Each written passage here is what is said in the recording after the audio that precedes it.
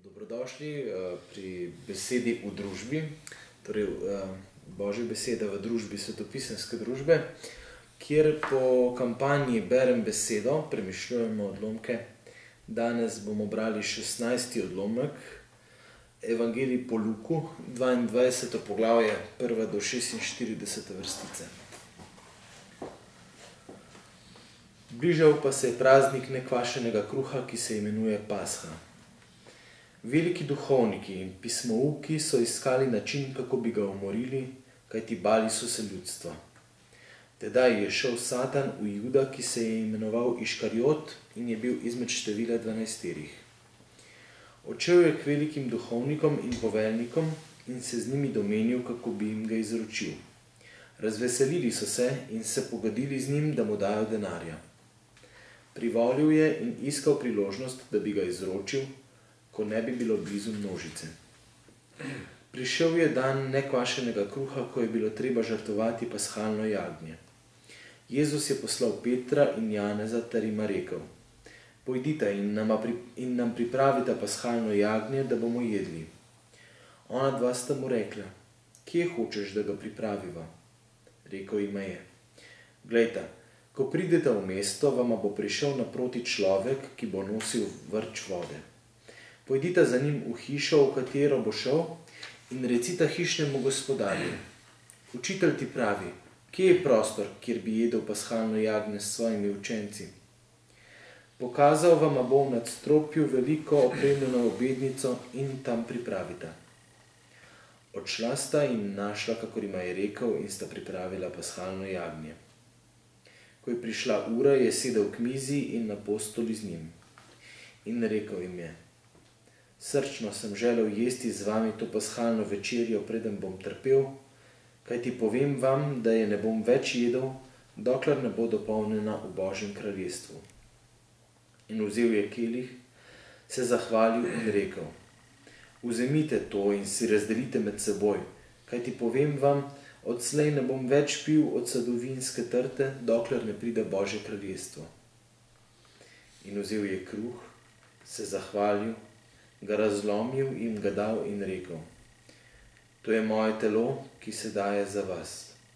To delajte v moj spomin. Prav tako je po večeri vzel tudi kelih in rekel: Ta kelih je nova zaveza v moji krvi, ki se preliva za vas. Toda glejte, roka tistega, ki me izdaja, je z menoj pri mizi. Sin človekov sicer gre, kakor je določeno, toda gorje tistemu človeku, po katerem je izročen. Oni pa so se začeli spraševati, kdo izmed njih bo to storil. Med njimi je nastal tudi prepir, kateri izmed njih se zdi največji. On pa jim je rekel: Kralji narodov gospodujejo nad njimi in njihovi oblastniki se imenujejo dobrotniki.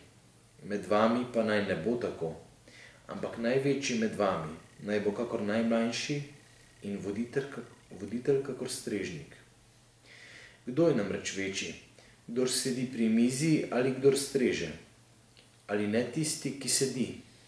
Jaz pa sem sredi med vami kakor tisti, ki streže. Vi ste vztrajali z menoj v mojih preizkušnjah. Prepuščam vam kraljestvo, kakor ga je meni prepustil moj oče, da boste jedli in pili pri moji mizi v mojem kraljestvu in sedeli na prestolih ter sodili 12 Izraelovih rodov.